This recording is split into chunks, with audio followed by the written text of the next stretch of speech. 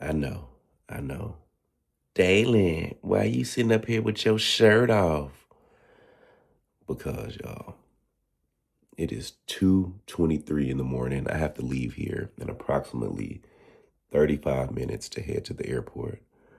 I'm about to do an episode of Ghosted or Roasted before I leave. I just woke up. But I'm headed to Fall River, Massachusetts, to the Lizzie Borden House.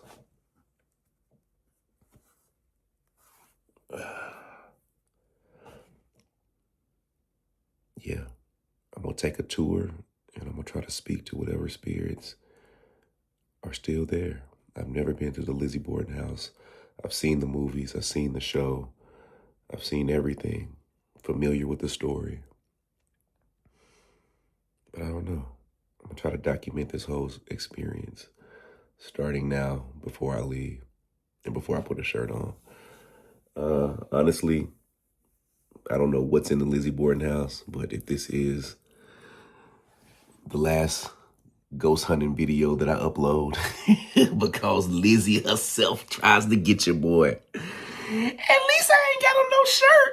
So Graveyard Ship family, you got what you paid for, baby. No, I'm just playing. It's early and I'm sleeping. Let me put my shirt back on so I can get, not back on, because that makes you think that I took my shirt off just to shoot. All right, y'all, I'm gonna catch y'all. I see y'all on the way to Massachusetts. Y'all know I can never say that word. It took me an hour to practice saying that word. Massachusetts. See you soon.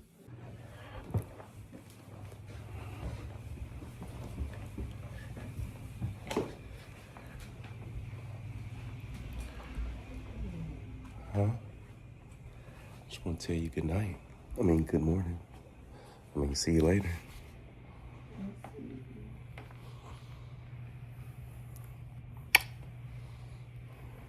See you tomorrow. Stop that goddamn show. Coming through. Hit the stage. Knock the curtains down. I fuck the crowd up. That's what I do. All right, family. We are at the airport. I don't think it is that busy, but we will see once we get to TSA. It is, I'm here at 4 a.m. TSA opens up right at 4 a.m. I always park in the same spot in the back of the airport. So every time I go do a shift or a PTO and I fly out, I always park at the very, very, very back of the airport. Stacey be so mad. She's like, why you be parking right here? Because when I have to leave my car at the airport, I like to know where it is all the time. I don't ever have to second guess where my car is because I always find a parking spot in the same section all the way in the back. Is that weird? That I would rather walk the furthest you could walk in the parking deck on the same level. It has to be the same level. I can only park on the same level and literally in the same aisle. One, because I know there's always going to be a parking spot there. It's my little trick. And two, I don't know. What does that say about me? Y'all let me know.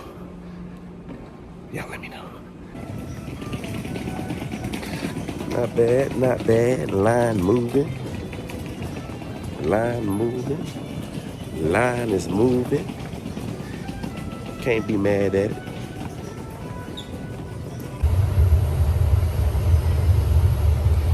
I have a layover in Philadelphia. Plane's pretty empty. I'm about to take myself to sleep. Yeah, I got like 7 different colors of green on right now.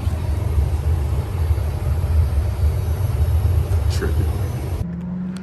What's going on, Graveyard Shift family? Here we are. We are outside of the legendary Lizzie Borden house. As you can see, the sun is setting.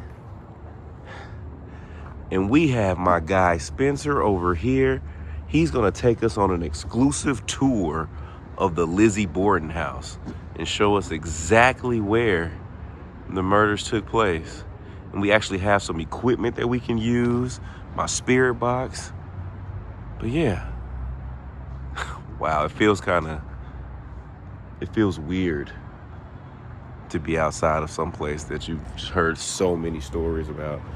I put the Lizzie Borden House up there with like the Conjuring House, or the Parent Family Farmhouse.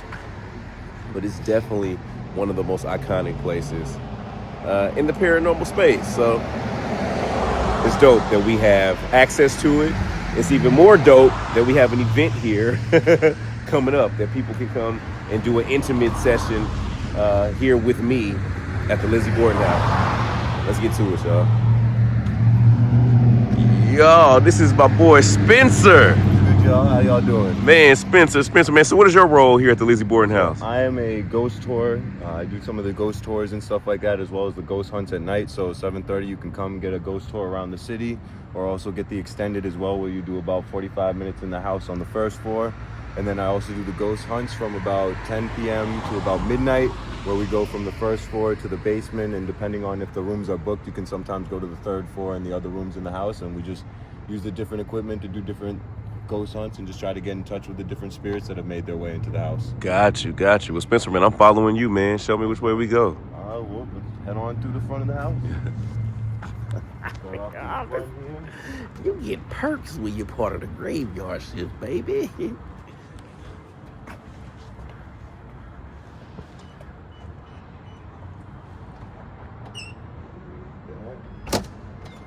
Welcome to the good old Lizzie Borden House. Ooh, my head immediately started hurting. Oh, wow. Let's go. Oh, wow. We'll head into this second parlor room here. So there are guests staying here right now. So we're moving around them. This is where the second set of murders occurred with our mannequin here, Andrew. He took approximately 9 to 10 blows to the front of his face at about 11:30 or so. A lot of people say with his murder, it's kind of what makes the case hard to decide whether or not Lizzie did it or who did it. Because if it was just more or less just Abby there, you could kind of say she's the only one in the house. It's pretty much a given she probably killed her. But when you throw Andrew into the fact, it makes it kind of tough, because there's no way she would have been able to change her clothes, get washed up without any running water or anything to wash any blood out of her hair. So it almost makes it impossible for her to have committed this murder here. So, okay, so from my understanding, and just so we can all be on the same page here. So the story is, this was where Lizzie's father was? Yep. And what's his name? His name was Andrew Borden. So Andrew Borden was asleep on the couch? Yep. So in this room that we're in right now? Yep, he would have came home at about 11 o'clock, and from there he'd come in through the front door. Him and Lizzie would have a bit of a conversation. He would tell her that he wasn't feeling too well from the food poisoning from day-old swordfish they had ate the night before. So he would ask to take a nap. She would take his shoes off, and then from there, the maid would head up the stairs to go lay down because she also wasn't feeling well. And then Lizzie would end up walking out to the back barn, where she would start looking for some fishing utensils for an upcoming fishing trip with the church. And also she ended up grabbing some pears off the pear tree, would eat some of those, and that's when she would have made her way back into the house and would have discovered her father here had been murdered. Okay, so in that short period of time, she came in here, her father, again, it's a little unsettling that literally we're standing in the exact space that someone was brutally murdered, like right Especially here. The savagery behind it, and we even, if you want to see some of the murder photos, we do have some of those in the dining room as well. Yeah, you can see the brutality of the murders. And I know y'all want to see it. I know y'all do. Say, okay, so per your story, he came home, Lizzie helped him take his shoes off, got him settled, and then she went out, and then I seen these lights just changed, so I was like, okay, hopefully Adam did that with the iPad and that didn't just happen. But have you had experiences here before? I've had a lot of experiences from lights turning off. Even last night during one of the ghost hunts, I saw what looked like a woman sitting next to me, and she had said something about time. I've been touched. One of the reasons why my hat never comes off is because even with my short hair, I felt the whole hand go down the side of my head, and from there I'm like, nope. What? Ain't touching my head no more. Okay. So, but with you being in this house as long as you've been and working here, and even the way you described what happened, it sounds like you don't believe Lizzie actually did the murder. It's a tough one. Like, it's tough. Because like I said, I try to look at all aspects, and for the most part, for the stepmother, it really seems like she definitely did it. But it's when you throw in Andrew and it's just that short 30-minute period, there's just no way a Victorian woman would have been able to just change her complete dress, do her hair up and everything, and then still manage to run out and still look like she was genuinely upset that her father had been murdered. Because that was another thing, is the next door neighbor, Mrs. Churchill, she reported to police that Lizzie looked genuinely upset, genuinely hurt. So it's just tough to believe either she managed to somehow speed through the whole cleaning and then became the greatest actor pretty much in history. Yeah. Or somehow... How old was she at the time? I believe it was between 32 and 35. Okay. So, but you believe there's an opportunity that she did kill her mother. So her mother was Abby? That would be her stepmother. Her stepmother, so her father's wife.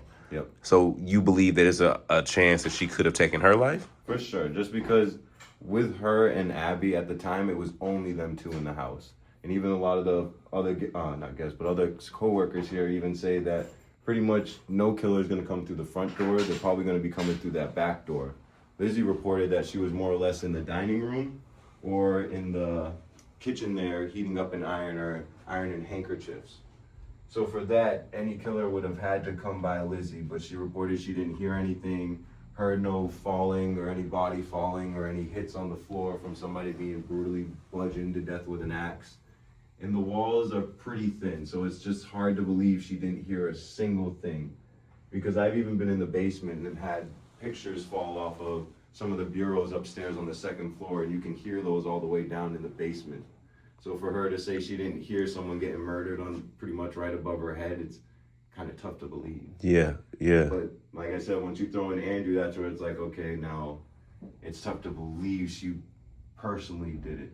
So maybe in my head, it's if she had anything to do with it, she probably killed the stepmother and either found somebody or had somebody else help with taking out Andrew. So you think it could have been multiple people? That's to me the only way it could have happened with just how short of a time Andrew survived.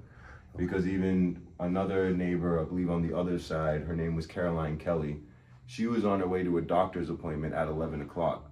So that's where we even get the time frame of Andrew coming into the house at 11, because she said her good mornings as he was coming in at 11 at that time. Got you. So it's just that 30-minute window that just makes it tough. Okay, so where's the next room? So from there, you want to head into the dining room so you can actually see some of the murder photos. Dang, that's wild that's literally the room. And this is also pretty much our kind of, what do they call it? Museum room, where we have like a dress from the Elizabeth Montgomery version of The Legend of Lizzie Borden, as well as some film reels and stuff like that. Now, these replicas of their skulls? Yep, so the replicas are the mannequin ones. In the back are some pictures of the actual skulls. With the damage done. And unfortunately, due to the trial and everything, they had the heads and skulls removed. And then after the trials, what I kind of believe why Andrew and Abby still haunt this property, and they do talk a lot about their bodies in graves sometimes with some of the activity we get, is because the bodies are 6 feet deep and the heads were only buried 3 feet deep. Oh, wow. So they never fully reunited the bodies to this day. Whose dress is that over there? That would be Miss Elizabeth Montgomery when she played in the Legend of Lizzie Borden movie. Gotcha. That was her official dress. And if I'm not mistaken, after the movie, she found out she was like a sixth cousin or something like that and was related to Lizzie Borden by blood. Gotcha. All right, y'all. I'm about to show you some actual photos. These are death photos. They're pretty gruesome. So if that's not something you want to see, I advise you to turn away now. So what is this here? So this right here, this is going to be Abby. This is the back of her head? Yep, so those are the blows that she would have taken all throughout her head. This was a braid that was on the back of her head, and during the attack, that ended up getting chopped off. We don't actually have the braid, but if I'm not mistaken, the Fall River Historical Society still has possession of that braid to this day. And so these wounds were made with an axe. That's what they say. Unfortunately, technically the axe or murder weapon was never found, but most people say, and just from the looks of it, it looks like it had to be some type of axe or something of that nature. Some people do theorize that it possibly could have been, it's not in here, let me see if it's, possibly could have been an iron. Oh, Because wow. these would have been the irons that Lizzie was using during the time. Because Lizzie pretty much said that, or one of her stories was that she was either in here using an iron board like this, ironing handkerchiefs, or she was in the kitchen heating up the iron, getting ready to get the handkerchiefs ironed, or she was gonna be in the basement grabbing more handkerchiefs to be ironed. Got you. And that's why she reports she never heard anything or saw anything when Abby was murdered. Okay. And so then what other photos have we Next had? up, I'm gonna have Andrew right here. So that's gonna be where you can see his beard. Wait, his where? ear, and his face. Let's see if this one. Oh, I see it. It's easier to see on the camera than on the photo itself. And So also this this would, one zoomed in a bit for you. so this is his beard and chin. Yep. This is arm. His face is gone. Yep. And then we also have a very zoomed in so you can get a. It's not as clear detail. This is probably the most clear one where you can. This is an actual photo. Yep. So what my boss had done is taken this photo, and then the one good use of AI nowadays is being able to sharpen things up and get more detail brought out of the picture. So Y'all, do you see his arm, armpit, chest? That's his chin with his beard. Face gone. The slit down his chest from where they were doing his autopsy as well in there. And then with this one, you can even see where the cut was done right over his eye. And then same with that one, you can see his eye right there and just that gash right down it. God, his face is gone. And so this is the skull. And then that's with the skulls as well. So obviously we got Andrew here, and then that would be Abby. So he caught his to the face. Yep. And hers was to the back of the head. And that was another thing that interested me with it is if it was Lizzie, that would have been 17 to 20 swings with an axe here. And then another 10 to the dad's face there. I just don't know how she would even had the strength to do all To that. swing Like, with that much force, yeah. especially because when you look at the face of Andrew and the back of it, it's like you would have to have some good strength. And it wasn't like she was a woman that went and worked out all the time, you know what I mean? Jeez Louise. Okay, what is that over there? And then these are just more photos of Andrew. We'll sometimes show them, but they're a little bit blurrier. So that's why I like to show these ones, because they're just a little bit more clear. Got you. Okay. So with that, we'll head up, or we're gonna try and head upstairs. Hopefully we have no guests in that room just yet. My stomach feels nauseated every time I walk into this room where the father was killed. I get real nauseated. So it does look like guests are already in the room. Okay, got you. That's all right. We'll go into here real quick. So in here. So unfortunately, nobody was murdered in this room, but it would be right above. But this room is more or less known as the portal room. A lot of folks will call it. It's the front parlor room, but they say because of the mirrors across from each other, it has led to different portals and things like that. We've also had some mediums and stuff that have come in here and said that there's some portals in here. There's supposedly a vortex or a portal in the bathroom in the kitchen, as well as another portal downstairs in the middle sitting room, coincidentally right underneath where Andrew was murdered. Okay. And that's, honestly, I think that's where we should probably head next. We can head down there, and that way you can even see where there's still some of the blood from when it started to seep through the floorboards left down there as well. What? Okay, yeah, please.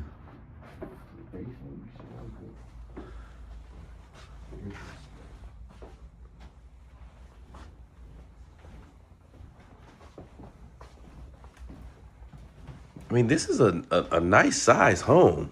It's a good sized home. It's a beautiful home. It's got 3 floors. Like, that's where I was like, they did a great job. How many people lived here? It's just Andrew, the stepmom, and It was, yeah, pretty much Andrew, the stepmom, Lizzie, her sister Emma, and then the maid, Bridget. now, is the maid not ever been a suspect? So she was somewhat, I know she was looked at, but she lucked out because for her alibi was she was outside washing the windows. And at that time, all the other maids were outside also doing their normal daily chores. So they all kind of stuck up for her, like, yeah, we were all outside doing our stuff, chatting. There's no way she could have killed Abby. Now, Her and Abby were very close. Got you. What is, now you said this room is what? So this right here, if you look right up there where the wood starts to get miscolored, Yeah. that's because we are directly under where Andrew was murdered. So that's going to be where his blood started to seep through the floorboards and started to pool under there. So that's some of his blood that stained that wood. Yep, and it goes from there all the way across here, Oh, you can really see it on here. and then it makes its way up to here.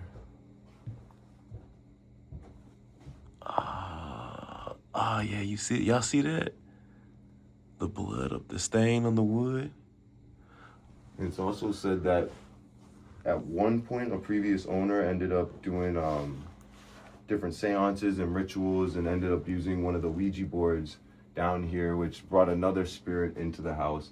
I always found it interesting that they would do that right underneath where Andrew was murdered. As far as I assume, it's probably because of the blood and the energy. It's also said that in that little hall, or whatever that little corner thing is supposedly a portal of some sort. And that's where last night I had a very weird experience where I was just sitting in the middle there, and that's where I felt and saw the lady sitting next to me and stuff like that. It was a very interesting night. That's wild.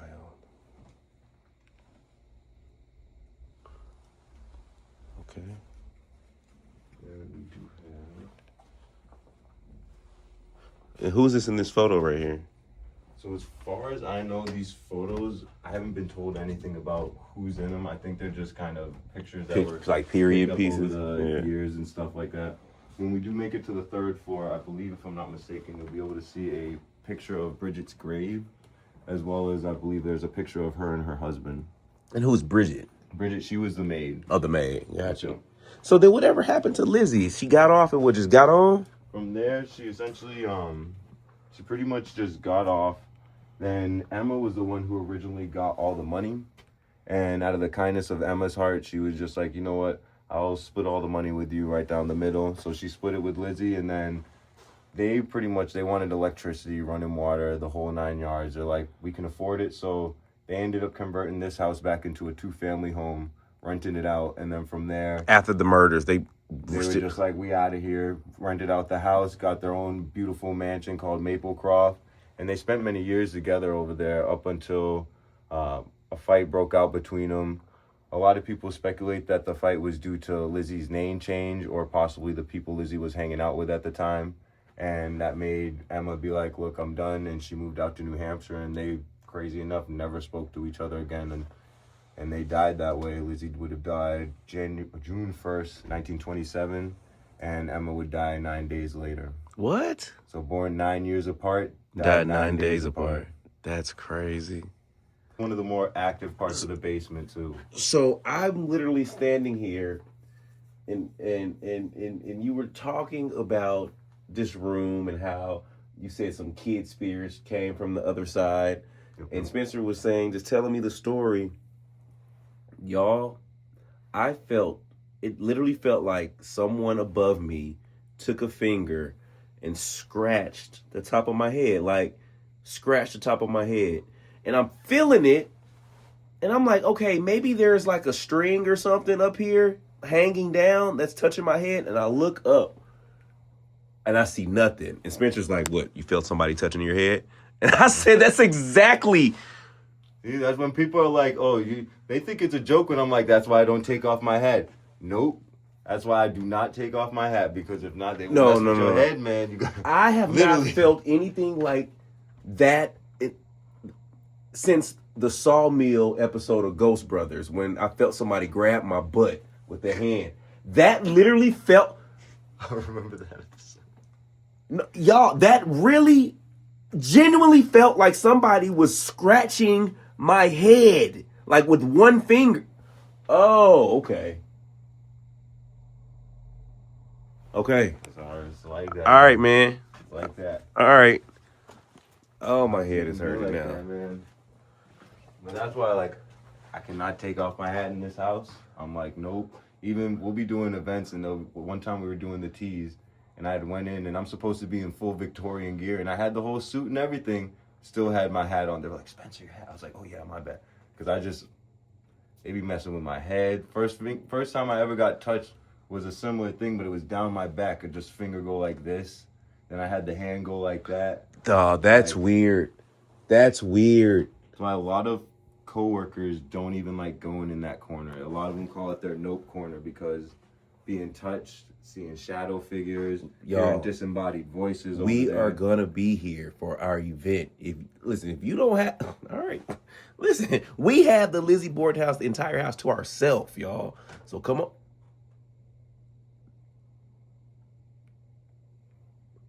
I was gonna say I want to chalk that up to a guest being upstairs, but there wasn't no added foot. Yeah, it wasn't upstairs. It was over. It was in the corner over here.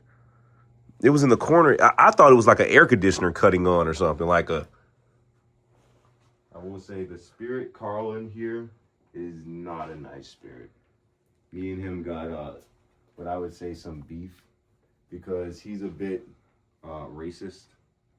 I've had a few times where he's just been like, you're black, things like that. And I'm like, okay, Carl. But then 2 weeks ago, or about a week and a half, 2 weeks ago, when, as they were saying with the city boys here, just so happened that night I'm doing a ghost hunt and I had a girl sitting here doing the Estes method and she just takes off her headphones and she goes, he just said the N-word. Oh, yeah. Like, we used to get that a lot when we first started. Like, he's black. And you got the N-word a few times, so... No, that's when I was like, Carl, you said a lot of things, man, but you finally said it. Right. You finally just went there, man. What? No, y'all. Oh my gosh. Like that scratch of my head. I'm tripping. That's crazy, man. I'm tripping because you called it out right after I did it. You was like, it touched your head, didn't it? Yes. So I have a friend, Casey. For some reason, every time she comes for a ghost hunt, she'll sit in this room, or she'll sit in here, she'll sit in there, and she's always having her hair touched. Or she'll have her hair touched, but like something just touched my hair. Then on her spirit talker, or one of the spirit talkers on the phone, it'll be like hair, or nice hair, things like that. So, okay. So this would have been the only staircase Bridget was allowed to use, except if she was helping one of the Bordens and the Borden was there in presence. And it's because this room right here would have been Andrew and Abby's, which was only able to be accessed with a key that Andrew had. So he was never worried that she'd be able to get in here and rob the family. So is this the room that Abby was killed in?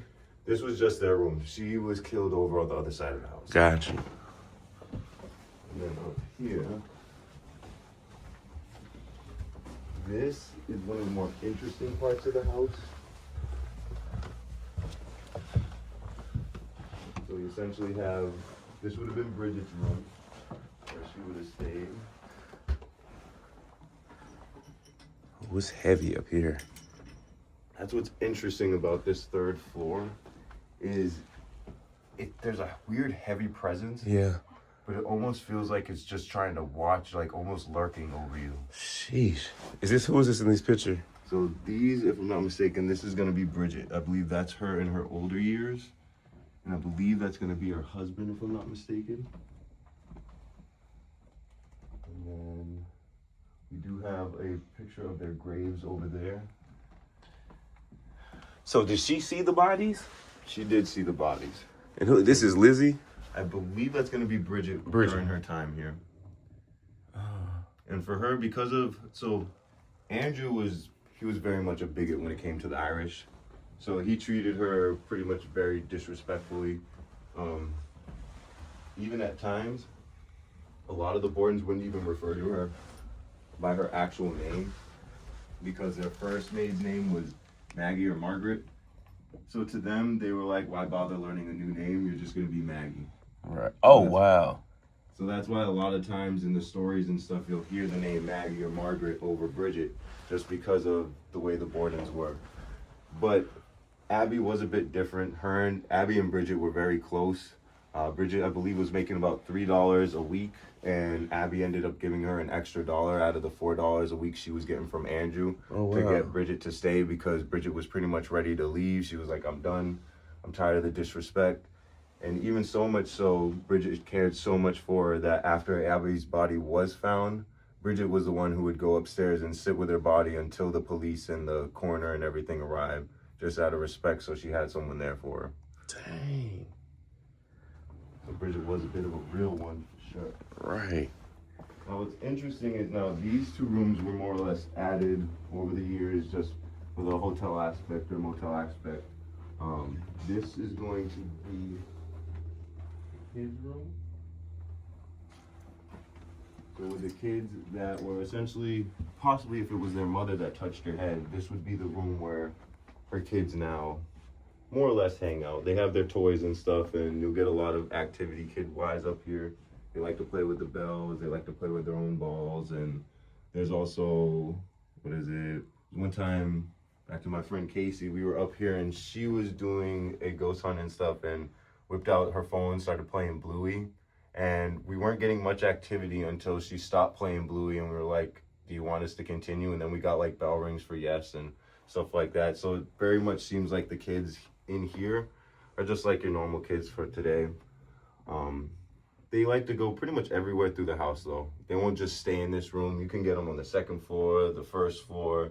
They don't go in the basement because their mother's down there, so it's maybe because of the murders, they like to keep their separation. Yeah. But they'll even play hide and go seek with the guests, where they'll like play a game, then you count to 10, take your EMF, and you can check on the chairs, tables, you'll get a spike, and then it'll drop down and you run off, find the kid again.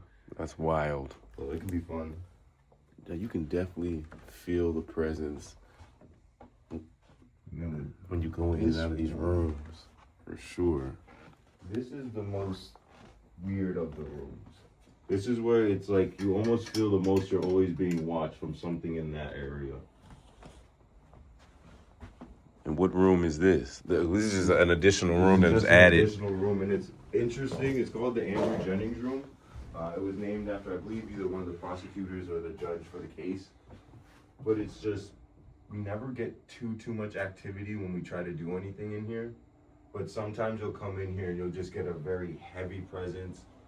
My very first time doing ghost hunts here when I was being trained, my coworker brought me in here and he was like, what do you feel? And instantly I was like, dude, it's freezing. The hair's sticking up on my arm. I'm like, I just want to get the hell out of here. And he's like, exactly. There's just a weird presence in here. And I was like, it's weird. Okay. All right, y'all. So we are in the living room where, you know, whoever was the cause of the murder took the life of Lizzie's father right here in this room. And so now we have Spencer, who has some equipment that we can use. We're going to stay in this room because since this is the one room that we have access to where we know a life was taken, we're going to use some of this equipment. And this equipment is actually sponsored by Ghost Daddy. Y'all, we got a sponsorship, guys. Ghost Daddy. So you got to check out their pieces of equipment. So what Spencer's going to do, he's going to firsthand show us some of their pieces, and we're going to see if we can get any type of response in this living room area from Lizzie's father. All right. So first up, we're going to start off with the simplest of equipment, just a standard EMF detector. So for the most part, it should just be a solid one green dot. Looks like we could possibly have something here with us. And so for people on the other side, explain what the EMF detector. So this is going to pick up electromagnetic field disruptions, generally from spirits, but different. Let me get my phone. Sometimes your phone can set off spikes, so you always want to keep things like phone. If you have a smartwatch, I usually tell people don't hold it in the same hand as a smartwatch because that can sometimes interfere with it. And even sometimes if you're going to the floor, you just always want to make sure that there's no wiring or anything under the floor. As you can tell, luckily, no wiring setting any spikes off or anything like that. And how do you typically use it? Do you just scan the room and just try to see if you get any spikes? Sometimes we'll scan the room walking around. Sometimes I'll just put a few down in different areas, see if anything pops up. Do you ever use it like for a call and response? Like, can you make the lights light up to all the way and to see if it... Sometimes we do. Last night actually, there was a point where we were in the dining room and like 3 of the EMFs on the table were at 2 lights. And through Spirit Talker on the phone, it goes 2 lights. And I was like, if it's you making the 2 lights, can you stop and make them pop up again? And it cut it down and then popped up the 2 lights and stuff. So I was like, sometimes you can't get those good responses. I try to ask the spirit what they prefer.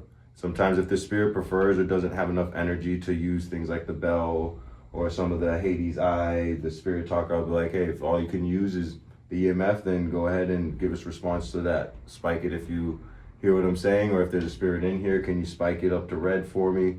And let's ask that then. Let's see, I'll put it down.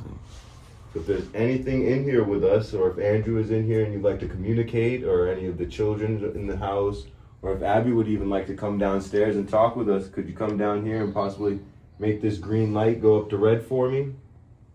Or if you don't have the full energy, even just a little spike will be nice.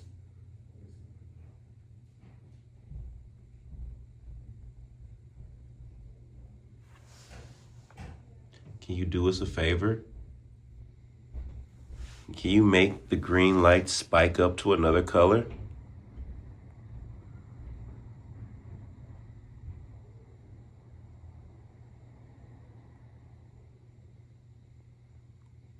Can you show us that you're here? Can you make another color other than green show up?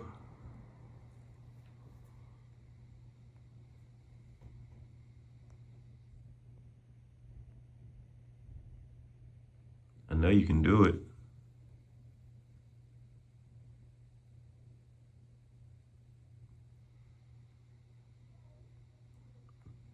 Okay. Very little spike happened there. Okay. What other pieces of equipment do you guys have? You got your standard dead bell. What I believe we call it the ghost bell. Another U.S. Ghost Adventure Ghost Daddy equipment. With this, you just turn it on. You can either turn it all the way up to high, which pretty much it determines how much or the range of frequency. The higher it is, the more sensitive the bell is. So you kind of usually want to put it somewhere in the middle. So that way it's not picking up too strong of signals, and it makes it so you get a little bit more, more official response. Sometimes having it too spiked up, it can pick up too many things, and if you have it right in the middle or on the lower settings, just gives the spirit a chance to actually manipulate the bell. So what does the hopes of the dead bell for a spirit to tap it and try to sound it off for you? Essentially like the same way they use the EMF. They'll use that same energy, and when they hit it, it'll make that bell ring with a nice loud ring with it. What we usually will try to do is like 1 bell ring for yes, or 2 bell rings for no, or usually a lot of the children's spirit in the house, sometimes they'll just come and just start spamming the bell. There'll be times where you'll be like, if there's a spirit in here, can you ring the bell? And it'll just get rang like 4 or 5 times, or even for a few weeks up in the Andrew and Abby suite, it didn't matter where you put that bell, out of nowhere, they would keep ringing it. I've had even bells broken that way, where they just rang it all night and then just stopped ringing. And I was like, well, there goes our bell, folks. Well, if anyone's here, can you hit that bell for us?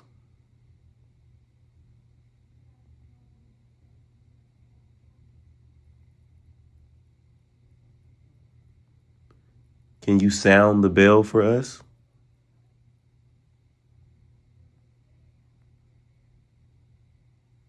Andrew, I know you aren't a fan of guests. If you want us to leave, can you ring the bell?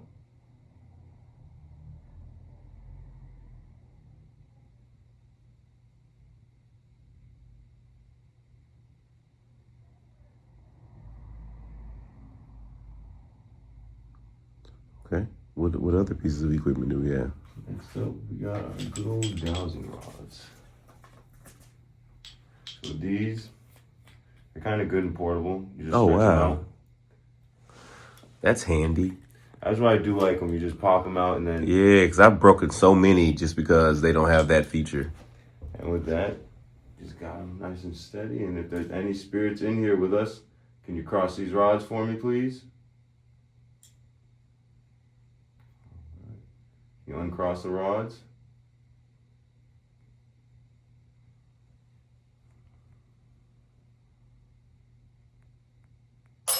Oh! There's our bell ring too. Oh, wow. Thank you for that.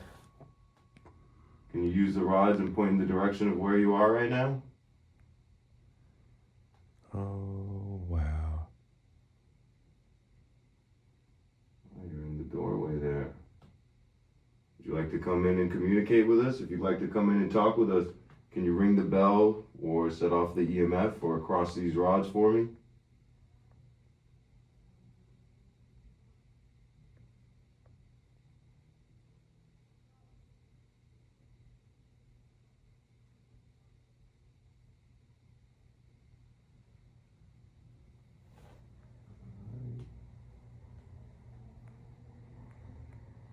Count that as a cross then. If you would like us to use the spirit box next to hear your voice and hear who we're communicating with, can you ring the bell for me?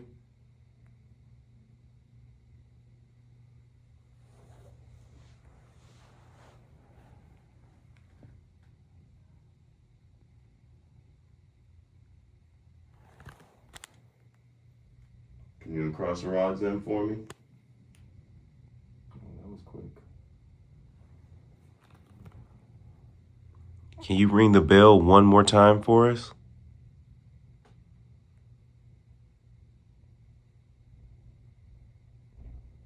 What was interesting is that the rods crossing and then the bell ringing at the same time.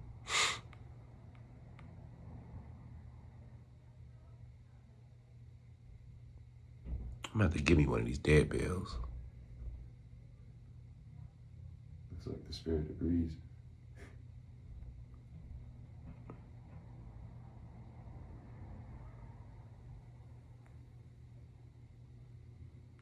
If you'd like us to leave, do you want to ring the bell for us? Doesn't mean we'll leave, but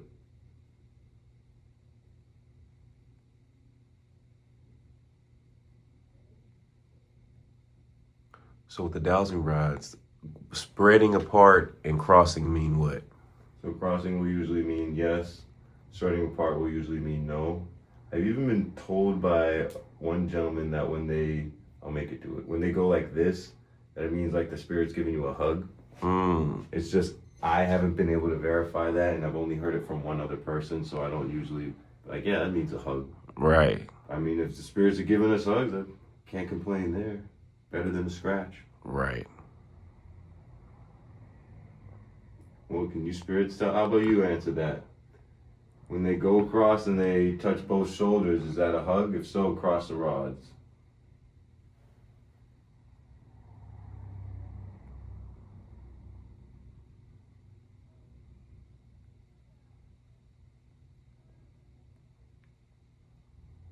So I take it that's not a hug then.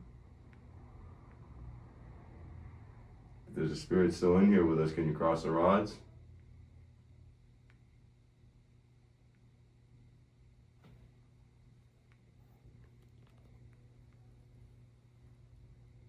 I ain't gonna lie, when the bell went off, it made me jump. I was not expecting it. Because I went through and fixed a lot of our bells. So they used to ring, but they weren't that loud, and now they're like extra loud. So even sometimes I'll jump because if it's dead silent and that bell just ting, you're like, whoa. Okay, so what other pieces of equipment do you guys have? I'm sold on the dowsing rods and the dead bell for sure. Well, definitely two of my favorite pieces of equipment. I just like the practicality of the dowsing rods, how they pull out and transition. When I first started, I was looking at those and I was like, how are those dowsing rods? They're just two small sticks. And then my boss was like, you pull them out. I was like, that's the greatest design I've ever seen. So what is this you have here? This right here is going to be our spirit box, or as they call it, the sinister speaker. This, you want to turn it on with this little knob. You want to hit M. AM. That'll get it to AM. Then I call it the heartbeat symbol because it looks like a little heartbeat you'd see on like in the hospital and such. You hit that, it'll start to cycle.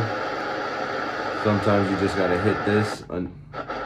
I call it the skip forward or seek forward button to get it to start making the cycling noise, and just turn it up and ask away. See if we hear some spirits' names or anything. So it's scanning radio frequencies. Yep. So that's why I will say watch out for possible music, radio tones. I usually tell people any like songs you hear, more than likely is the radio.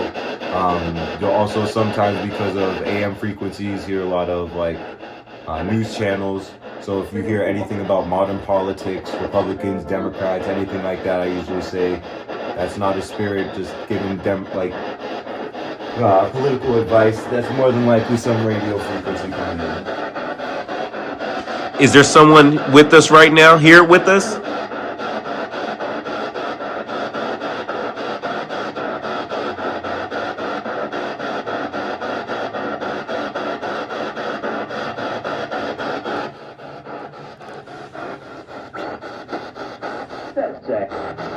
Can you tell me your name? Do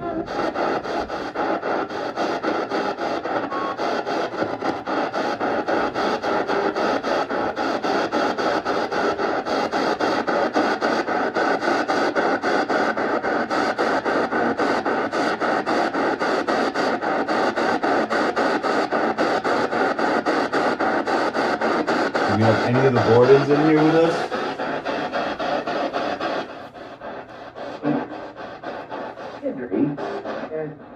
There's something here. And then it almost sounded like at the last one said yes. Do we have Andrew Borden in here with us?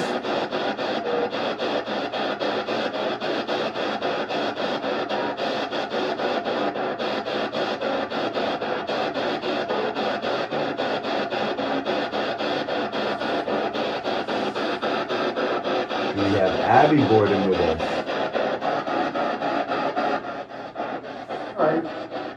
That sounds like a lie.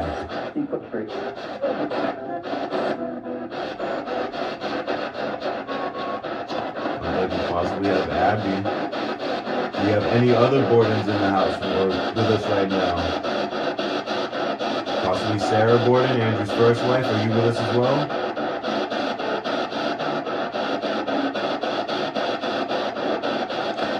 I'm gonna try my spirit box too after we do this one. I want to see if there's any difference.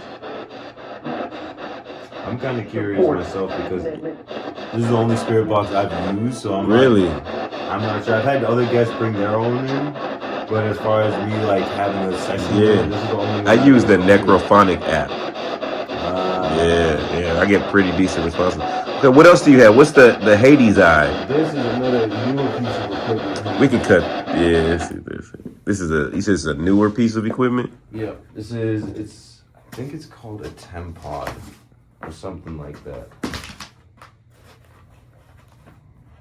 So this one, I like to see that's an old school spirit box. That reminds you like the SB7s, SB11s scanning the radio, as opposed to apps like the Necrophonic or the Sonobox that pull from word banks and such. Yeah, I know. Like for the hunts, I'll use like Spirit Talker for for that phone app. Yeah, how does that work here in this house? It works pretty well. So it's crazy because last night in that area I showed you where I said like the portal is, I was like sitting there and out of nowhere it almost felt like I went into a trance, and that's when I seen the woman sitting next to me who said time, and the Spirit Talker on the phone said something on the table, and I was like, what about time? And that's when I kind of snapped out and was like, wait a minute, no, like what the hell just said time? Yeah. You heard it in your ear, like audibly.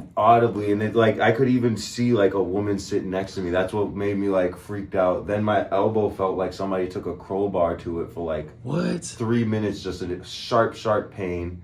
Then I had a jacket on and it felt like something pulled my hoodie underneath my jacket. Then on Spirit Talker it goes, your fear is my nap time. What?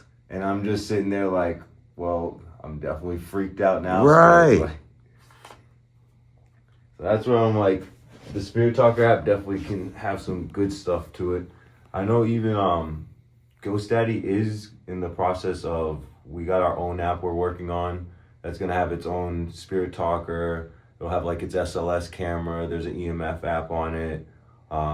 There's also some other fun things where you can take pictures with some of the like dead people that we have, like some of the houses and stuff like that. Like I have a bunch of pictures I did with my kids with Lizzie Borden yesterday. Oh, They were wow. having fun with that. Right now we're currently testing, but once that comes out, it should hopefully be another good app to use, because with the SLS camera I was using it in there, and I managed to get what looked like a figure come out of the mirror, which is said to be a portal in there.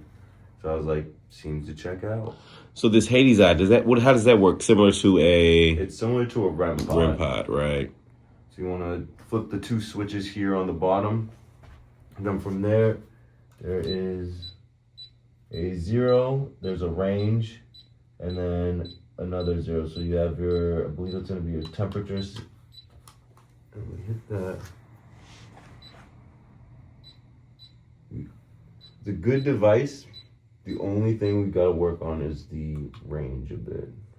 So, but if something touches it, then if it goes off, then something is there. Because pretty much, it's got to pretty much touch it once it goes off. And there's also a temperature sensor on it. Oh, there goes that.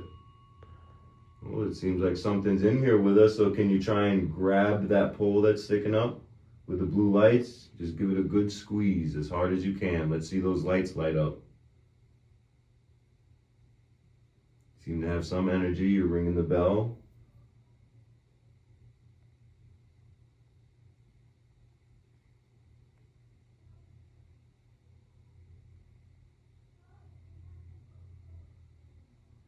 You can either touch the REM pod physically, or if you can fluctuate maybe some of the temperature around it, you can also set off some of the other sensors.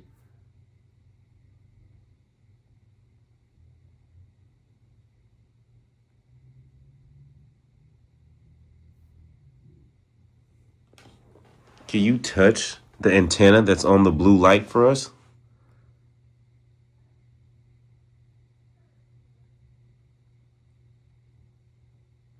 That way we'll know that you're here. Thank you for tapping the bell.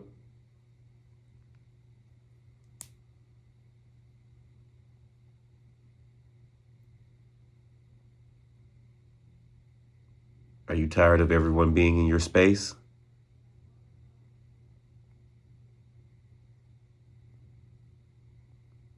It's funny you say that, because I've gotten responses from Andrew where he said spirits need rest too.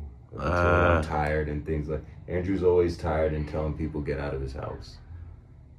Sometimes it'll help with some of the equipment. Like when I'm like, hey Andrew, you want us out? Ring the bell. Sometimes he will be like, yep, get out of my house. Andrew, do you want us out? Can you ring the bell if you want us to leave? If you want everyone out your house right now?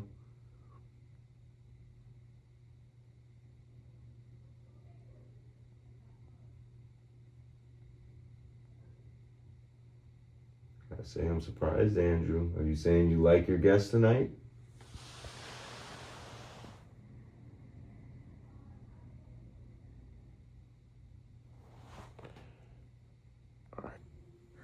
Okay, so we are still in the living room where Andrew Borden lost his life. We tried some of the GhostDaddy equipment. We're gonna break out the necrophonic. This is just to see if maybe we can get in contact with Andrew or anyone else in this house that may have passed. Is there anyone here that would like to speak to us? Yes? Can you tell me your name? So, Can you tell me your name?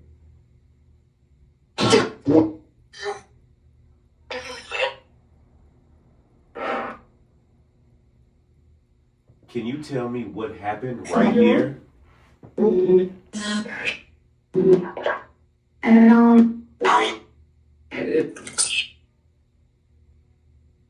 What happened right here?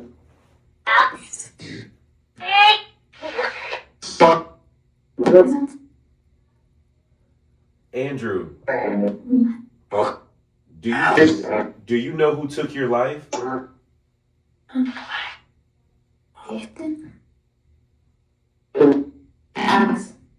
With an axe? I heard axe. I definitely heard axe in there. It sounded like axe.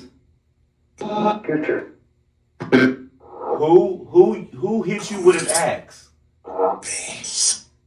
Face. Definitely heard that like whisper of the face. Who?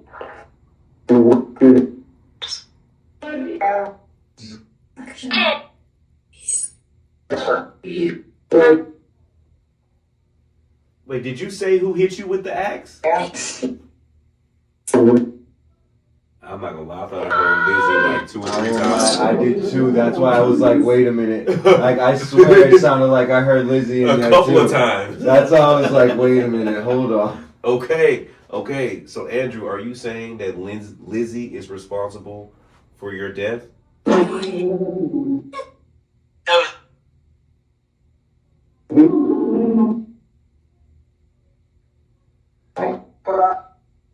It is. I heard that. Was it a surprise attack? No. Like a long no in there. So what happened then, Andrew?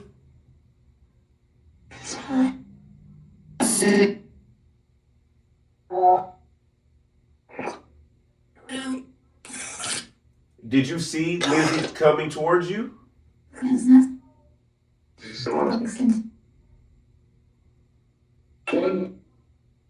So what about Abby? Abby, are you here?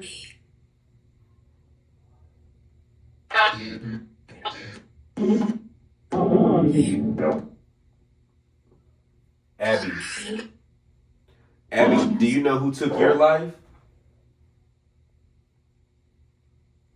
I swear it sounded like it said Lizzie again. Who took your life, Abby?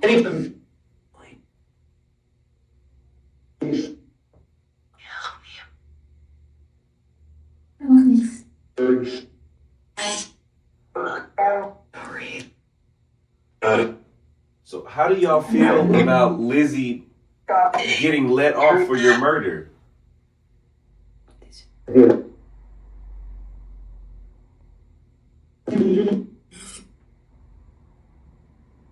How do you feel?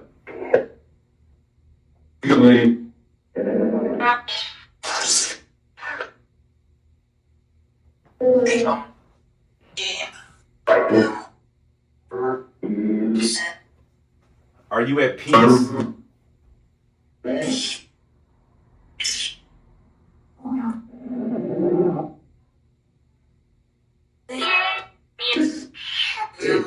Abby, are you at peace? It sounds like a yes. It's just hard for me. So, Abby was a stepmother. Yep. And tell me the father's name one more time. Andrew. I can see Andrew maybe forgiving his daughter.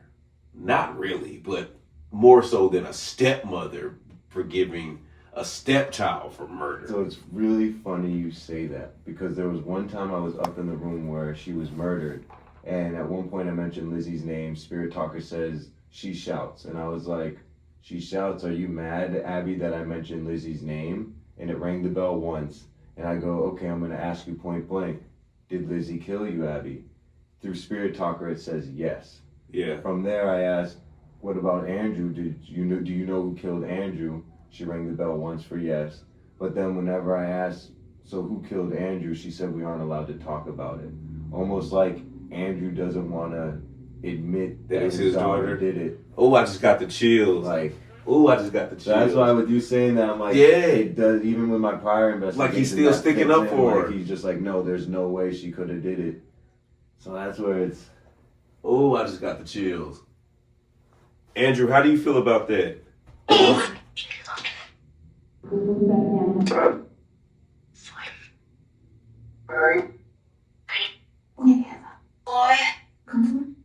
like he said, whatever, boy. It did sound like that. I gotta ask real quick, spirits. Are we still dealing with Andrew, or did Carl make his way up here? Yes. Who is Carl? Carl is the spirit from downstairs. Essentially, Carl usually is right underneath us, but sometimes he will come upstairs. I'm assuming somehow either he can communicate through the floor or he'll just come up through the basement. And what's his correlation to the house? So he's just a spirit that was brought in from a previous owner doing Ouija board stuff in the basement, and now he just is like the grumpy old racist man of the Borden house. Carl, are you in here? What? I heard that. I'm mad. Who's mad? I am. What's your name?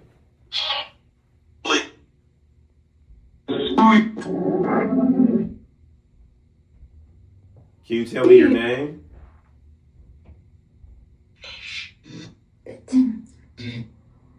Is this Carl or is this still Andrew?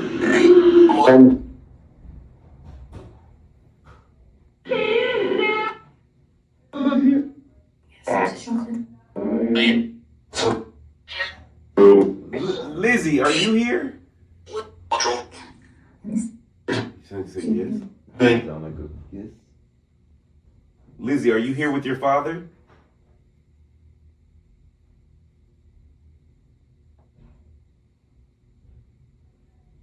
Okay.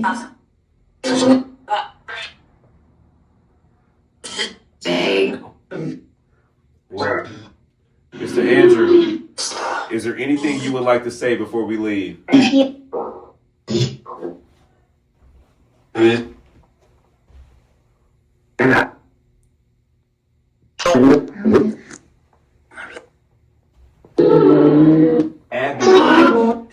Abby, is there anything you would like to say?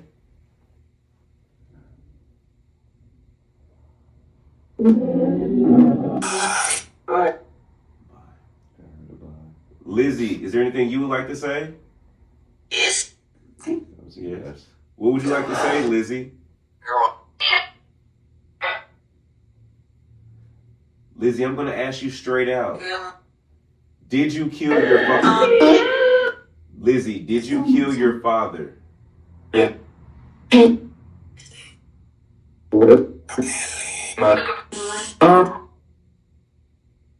The first time, like yes, yes, and then yes, I did.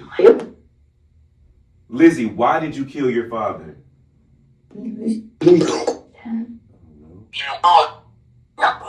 Interesting, because it was either I don't know or broke.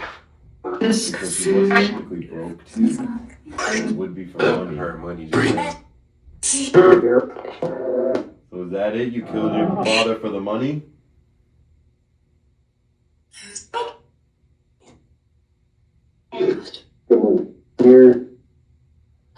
Lizzie, did you kill Abby?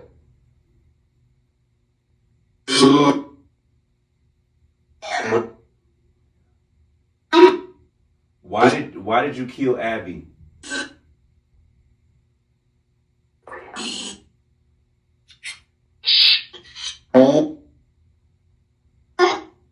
Can you tell me, how did you kill Abby? Sound like axe. Where did you hit her with the axe?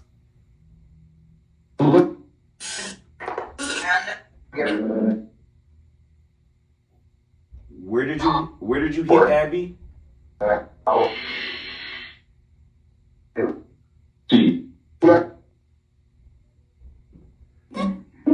Did you do all of this by yourself?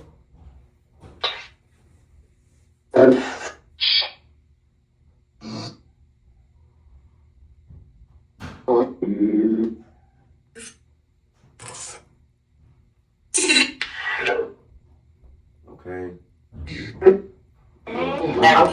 Well, Borden family, let's get out of here because you have people staying here, and I know they probably want to talk to you. Do you have any last words?